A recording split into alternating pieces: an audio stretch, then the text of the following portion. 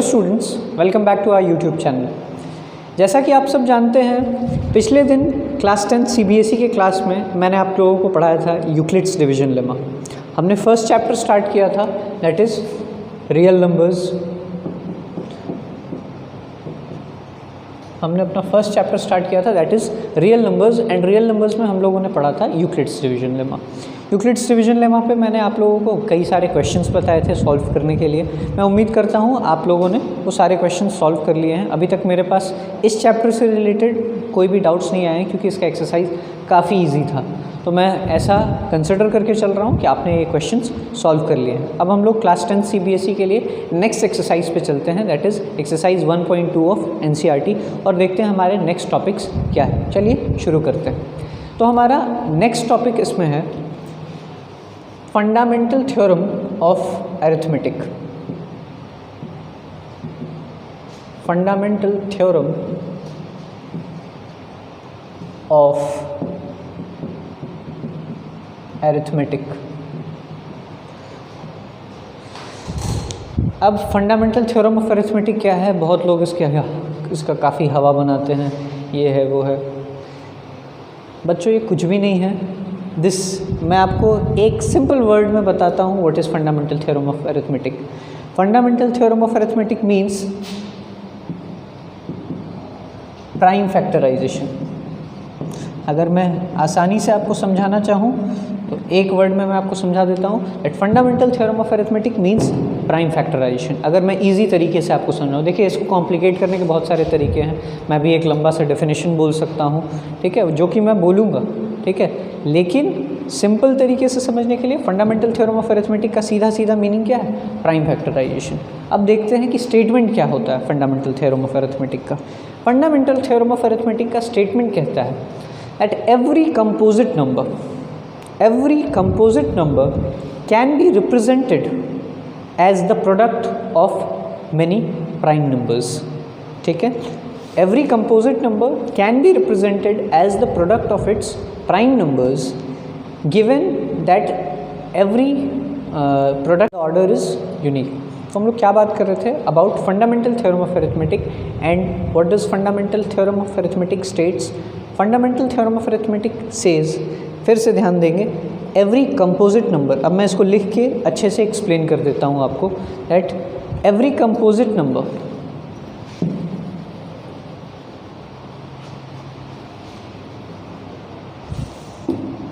Fundamental theorem of arithmetic हमें कहता है every composite number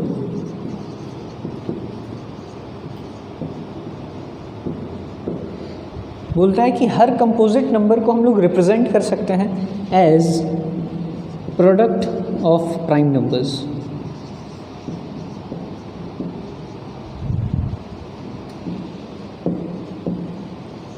as product of prime numbers. बस इतना सही बात है फंडामेंटल थ्योरम ऑफ अरिथमेटिक के लिए।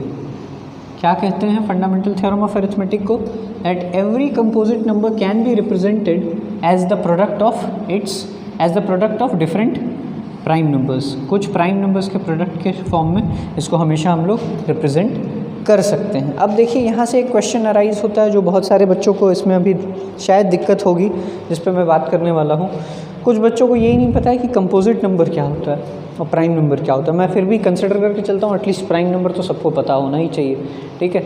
मैं एक बार डिस्कस कर देता हूँ। प्राइम नंबर्स क्या होते हैं? ऐसे नंबर्स जो सिर्फ खुद से या 1 से डिविजिबल हों, वैसे नंबर्स को हम लोग क्या कहते हैं? प्राइम नंबर कहते हैं। यानी प्राइम नंबर्स का मतलब है such numbers which are divisible by only 1 and themselves are called prime numbers. Okay, and all the numbers except the prime numbers, ठीक है, सारे नेचुरल नंबर्स जो हैं, ठीक है, all the natural numbers except the prime numbers are called composite numbers. जितने natural numbers हैं prime numbers को छोड़ के, उन सबको हम क्या कहते हैं? कंपोजिट नंबर्स कहते हैं। कंपोजिट नंबर्स का क्या मतलब हो गया? जो कि सिर्फ 1 और खुद से डिविजिबल नहीं है, बाकी भी उनके कई सारे फैक्टर्स हो सकते हैं। बेसिक मीनिंग यही है कंपोजिट नंबर्स का, दैट उनके सिर्फ 1 और प्राइम नंबर्स फैक्टर्स नहीं है, उनके और भी कई सारे फैक्टर्स हो सकते हैं। तो आप लोगों को फंडामेंटल थ्योरम ऑफ अरिथमेटिक समझ में आ गया। फंडामेंटल थ्योरम ऑफ अरिथमेटिक के अंदर था composite number and prime number, वो भी समझ में आ गया। अब फंडामेंटल थ्योरम ऑफ अरिथमेटिक को हम लोग एक एग्जाम्पल के थ्रू समझते हैं कि ये आखिर कहता क्या है fundamental theorem of arithmetic.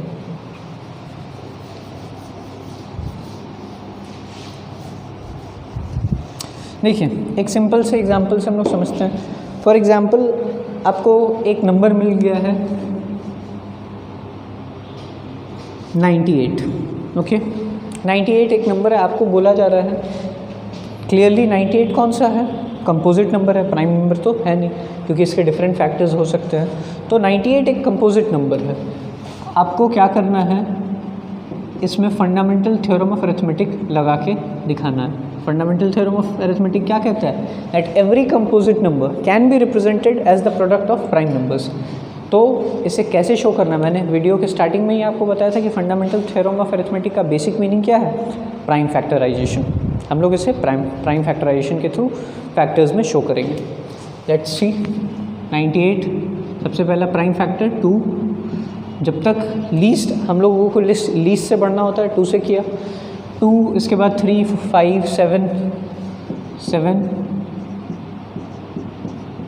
which means we can represent 98 as 2 into 7 into 7।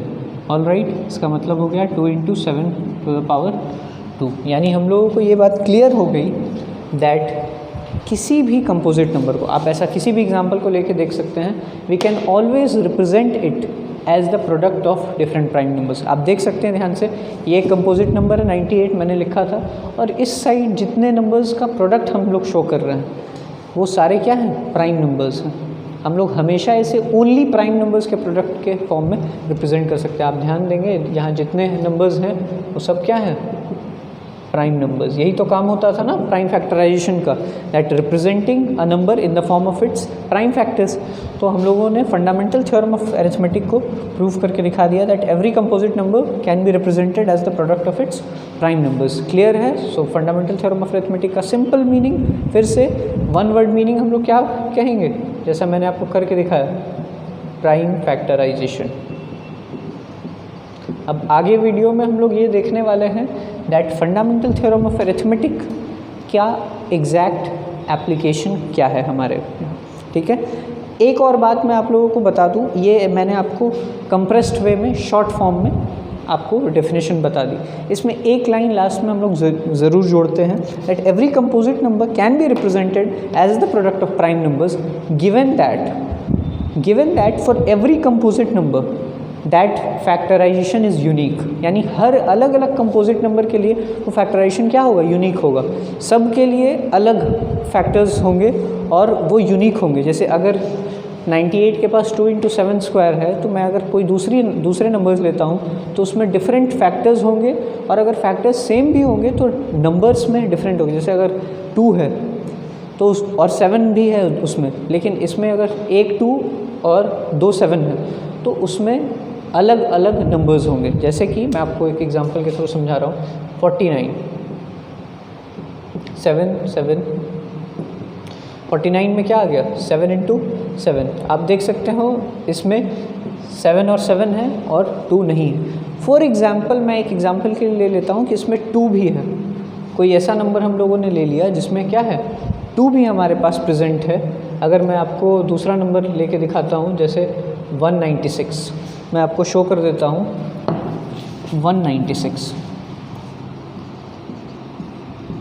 298, 249, 7 which means यहाँ क्या हो गया, 7 स्क्वायर इंटू 2 स्क्वायर। तो आप देख सकते हो कि अगर हमने डिफरेंट नंबर लिया है, इसमें 7 भी प्रेजेंट है, 2 भी प्रेजेंट है, लेकिन इसमें अगर 2 7 है, इसमें भी 2 7 है, बट इसमें 2 कितने बार हैं, 2 बार आए हैं, और इसमें 2 कितने बार आया है, 1 बार। तो हर एक नंबर के लिए, हर एक डिफरेंट कंपोजिट नंबर के लिए ये नंबर्स डिफरेंट होंगे। सब, कोई भी 2 नंबर में सेम नहीं हो सकता, सब के लिए क्या होगा, कुछ ना कुछ डिफरेंट होगा, दैट इज़ यूनिक होगा। तो ये लाइन इसमें एक्स्ट्रा ज़रूर याद रखें that for every composite number the prime factorisation is unique. ये इंपॉर्टेंट चीज़ है, याद रखना that it is unique for every composite number. Clear है? अब आगे वीडियो में हम लोग जानने वाले हैं कि फंडामेंटल थ्योरम ऑफ अरिथमेटिक का हमारा यूजेज क्या है, एप्लीकेशन क्या है यहाँ पे, और इसे हम लोग कैसे यूज़ करते हैं। ओके, चलिए, तो अभी हम लोगों ने समझ लिया फंडामेंटल थ्योरम ऑफ अरिथमेटिक, जिसका मेन मीनिंग क्या था, प्राइम फैक्टराइजेशन। अब उससे रिलेटेड मैंने क्या बोला, क्वेश्चंस करने वाले हैं। Find HCF and LCM of 6 and 60 by prime factorisation. Prime factorisation यानी कि आप इन शॉर्ट कह सकते हो फंडामेंटल थ्योरम ऑफ अरिथमेटिक को ही यूज़ कर रहे हैं। इसमें बोला जा रहा है हमें कि 6 and 60 दो अलग अलग नंबर्स दिए हैं, उनका prime factorisation method that is fundamental theorem के थ्रू HCF और LCM निकालना। आइए करके देखते हैं। ये आप लोगों को पहले से आता होगा। 6 प्राइम फैक्टराइजेशन 2 3 3 1, तो 6 का हम लोगों ने प्राइम फैक्टराइजेशन कर दिया। 6 इज इक्वल टू ऑब्वियसली 2 × 3। अब हम लोग 60 पे आते हैं। 60 का मतलब हो गया 2 30 टाइम्स में, 2 15 टाइम्स में। अब क्योंकि 2 से नहीं जाएगा तो नेक्स्ट नंबर हम लोग कौन सा लेंगे, 3 5 टाइम्स एंड देन 5। और हमें ये कब तक ये प्रोसेस करना होता है, जब तक लास्ट में हमारे पास क्या ना आ जाए, 1। तो 60 इज इक्वल टू 2 × 2 × 3 × 5। अब देखिए, प्राइम फैक्टराइजेशन तो हम लोगों ने कर दिया, हमें दो चीज़ इसमें अलग अलग निकालने हैं। सबसे पहले HCF, ठीक है। HCF कैसे निकालते हैं? HCF का मतलब क्या होता था, हाईएस्ट कॉमन फैक्टर, यानी कि कौन सा ऐसा फैक्टर है इनमें जो हाईएस्ट है और कॉमन है इनमें, ठीक है। दोनों को ध्यान से देखेंगे, दोनों में कौन कौन से फैक्टर्स कॉमन हैं। 6 और 60 में 2 कॉमन है, 2 कॉमन है, ठीक है। फिर 3 कॉमन है, ठीक है। यहाँ 3 कॉमन है, ठीक है। इसके आगे इसमें और कोई नंबर्स तो है नहीं। तो HCF में हमें यही करना होता है कि दोनों में जो सिर्फ और सिर्फ कॉमन नंबर्स हैं उन्हें स्पॉट आउट करना है। इसमें आगे क्योंकि कोई नंबर नहीं तो हम लोग प्रोसेस में नहीं जाएंगे। अगर आप कोई और नंबर्स में जाते हो तो आगे आपको नंबर्स मैच करने हैं, जो जो कॉमन है उनको लेंगे, ठीक है। यानी कि यहाँ क्या हो गया, 2 × 3, यानी आपका HCF क्या आ गया, इसमें हाईएस्ट कॉमन फैक्टर क्या हो गया इस क्वेश्चन में, 6, ठीक है। अब हम लोग आते हैं LCM की तरफ। LCM कैसे निकालते हैं, आते हैं हम लोग LCM पे।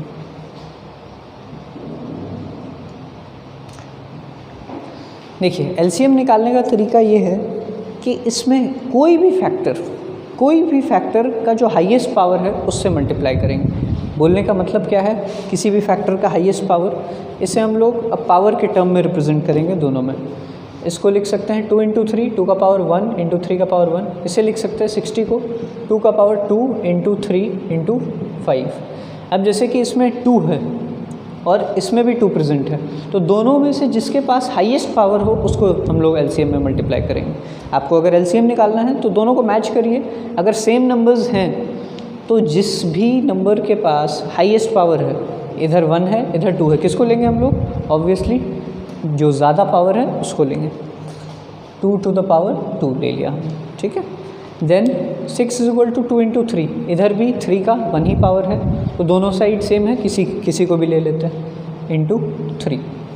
अब हम लोग आगे आते हैं, इसके पास और कुछ है नहीं, लेकिन ये प्रोसेस हम लोग HCF में करते थे कि इसके आगे कुछ नहीं है तो हम लोग छोड़ देते थे। बट LCM में आपको क्या करना है कि इसके पास कुछ नहीं भी है और अगर इसके पास वो नंबर है तो आपको इसे इंक्लूड करना है LCM में। LCM में यही डिफरेंट है कि आपको हर एक फैक्टर को इंक्लूड ज़रूर करना है, हर एक प्राइम फैक्टर को इंक्लूड करना इसमें ज़रूरी है, ठीक है।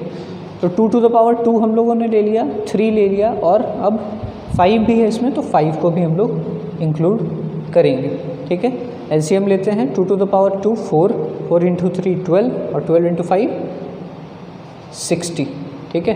तो यहाँ पे HCF कितना आ गया हमारा 6 एंड LCM कितना आ गया 60। और इसी प्रोसेस से आप किसी भी नंबर का HCF या LCM ले सकते हैं। अब यहाँ HCF और LCM तो हम लोगों ने कर लिया, लेकिन इस HCF और LCM करने के पीछे हमारा एक और मोटिव था, एक थ्योरम प्रूफ करना, एक कंक्लूजन निकालना। आप ध्यान से देखिए, यहाँ HCF कितना है 6 है, LCM कितना है 60, ठीक है।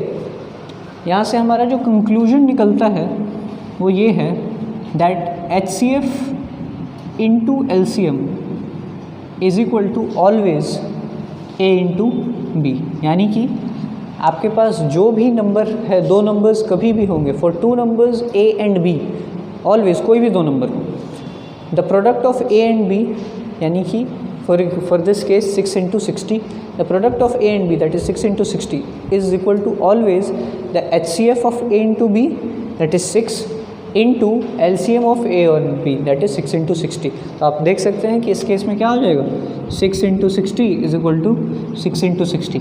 देखिए इसमें तो दोनों ही नंबर सेम आ गए, पर हर केस में ऐसा ज़रूरी नहीं है। ऐसा मैं आपको आगे एक और एग्जांपल करके दिखाने वाला हूँ कि आप कभी भी दो नंबर्स के HCF लेते हो, दो नंबर्स के LCM लेते हो, उन दोनों को अगर प्रोडक्ट करते हो HCF और LCM को, और जो दो नंबर्स आपके पास गिवन थे A और B, उनका भी प्रोडक्ट करते हो, तो they always give you the same number. Clear है? तो ये हम लोगों ने एक एग्जांपल के थ्रू प्रूफ कर दिया, अभी हम लोग एक और एग्जांपल के थ्रू ये देखने वाले हैं। Moving forward to our next question, find the HCF of 96 and 404 by prime factorisation. हमें क्या करना है, 96 एंड 404 का प्राइम फैक्टराइजेशन मेथड से HCF निकालना है, ठीक है, and hence also find their LCM। ठीक है, स्टार्ट करते हैं। जैसे जिस तरीके से आपको अभी बताया था 96 एंड 404 का HCF निकालना। 96 प्राइम फैक्टराइजेशन करेंगे, 2 48 2 24 2 12 2 6 2 3 एंड 3 1, ठीक है। यानी कि 96 को हम लोग क्या रिप्रेजेंट कर सकते हैं, 96 is equal to 2 to the power 1 2 3 4 5, 2 to the power 5 into 3। 96 को ऐसे रिप्रेजेंट किया। अब हम लोग आते हैं 404 पे।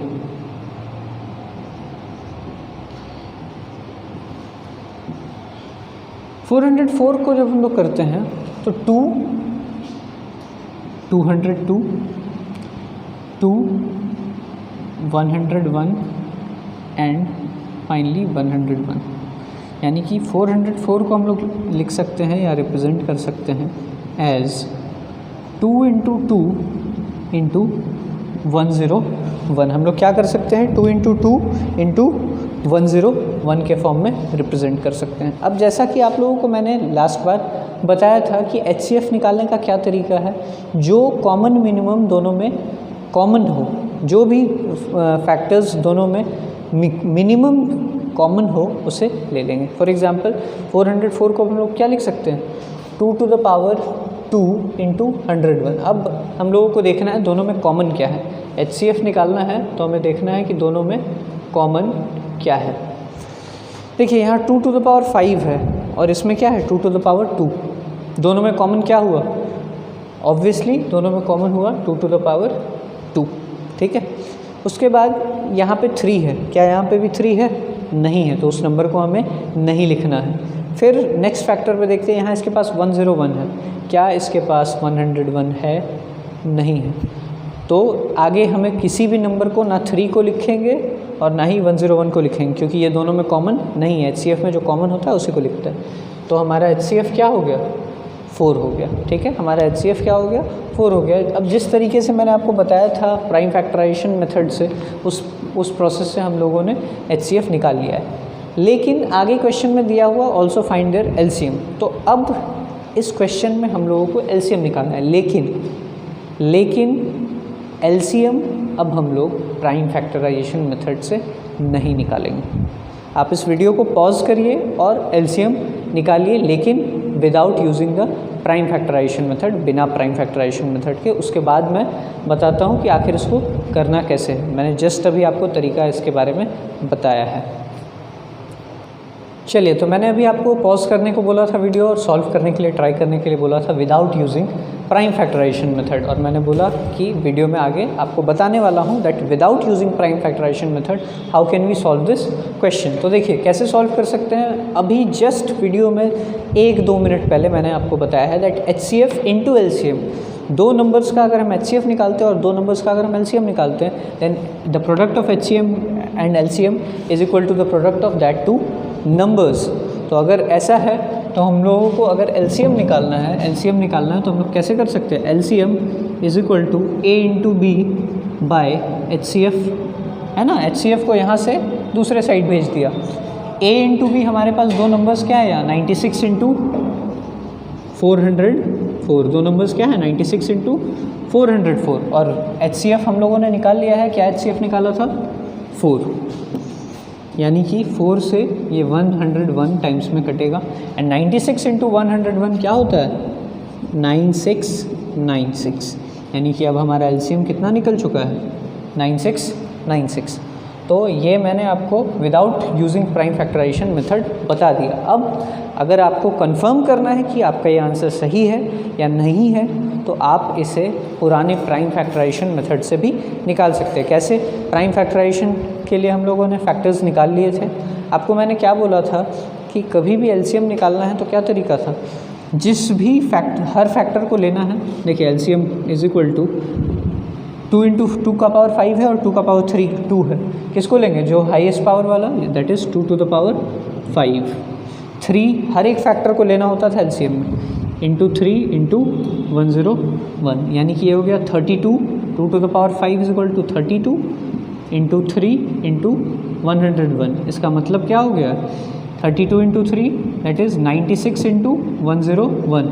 और ये ध्यान दीजिए 96 इंटू 101 यहाँ पे भी था, दैट इज़ 9696। यानी आप देख सकते हैं कि जो हमने इस प्रोसेस से निकाला है वही आंसर हमें प्राइम फैक्टराइजेशन तरीके से भी निकल रहा है, यानी कि ये प्रोसेस पूरी तरीके से वेरीफाइड है और सही है। तो आप अब प्राइम फैक्टराइजेशन तरीके से भी निकाल सकते हैं, या अगर आपके पास HCF या LCM दोनों में से कोई भी एक वैल्यू सॉल्व्ड है, कैलकुलेटेड है, तो आप दूसरे को simultaneously without using prime factorisation method आसानी से निकाल सकते हैं।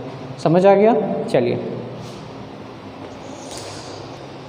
तो अभी तक मैंने आपको फंडामेंटल थ्योरम ऑफ अरिथमेटिक बता दिया, मैंने आपको बता दिया प्राइम फैक्टराइजेशन कैसे करते हैं, HCF एंड LCM कैसे निकालते हैं, और HCF और LCM के बीच का रिलेशन बता दिया। अब मैंने अपने तरफ से सारे एफर्ट्स दे दिए और आपको सारे तरीके से एक्सप्लेन कर दिया। अब आपकी बारी है, आपको मुझे ये क्वेश्चंस सॉल्व करके दिखाने हैं। आपको मैंने अभी तक 2 नंबर्स के बारे में बताया था, अब आपको 3 नंबर्स से related HCF and LCM find करना है। यहाँ पे मैंने आपको 3 क्वेश्चन दे दिए हैं। Find HCF and LCM using prime factorisation method, आपको ये तीनों करके दिखाना है। साथ ही साथ आपको होमवर्क करना है NCERT बुक से। NCERT बुक का एक्सरसाइज 1.2 कंप्लीट करना है आप सबको। होमवर्क आपका क्या रहेगा? एक्सरसाइज 1.2 ऑफ NCERT बुक, और ये 3 क्वेश्चंस जो मैंने आपको दिए हैं, find HCF and LCM using prime factorisation method. Twist क्या है? मैंने अभी तक आपको 2 नंबर्स के लिए बताया था, आपको 3 नंबर्स के लिए करने। साथ ही साथ आपको प्राइम फैक्टराइजेशन मेथड से तो करना ही है, प्राइम फैक्टराइजेशन मेथड से तो आपको करना ही। साथ ही साथ मैंने आपको जो फॉर्मूला बताया HCF into LCM is equal to A into B, आप उस रिलेशन को भी ट्राई करके देखो और मुझे बताओ कि उस तरीके से, दूसरे तरीके से कैसे सॉल्व हो सकता है। Use your brain. Okay, so until then, stay home, stay safe and keep learning.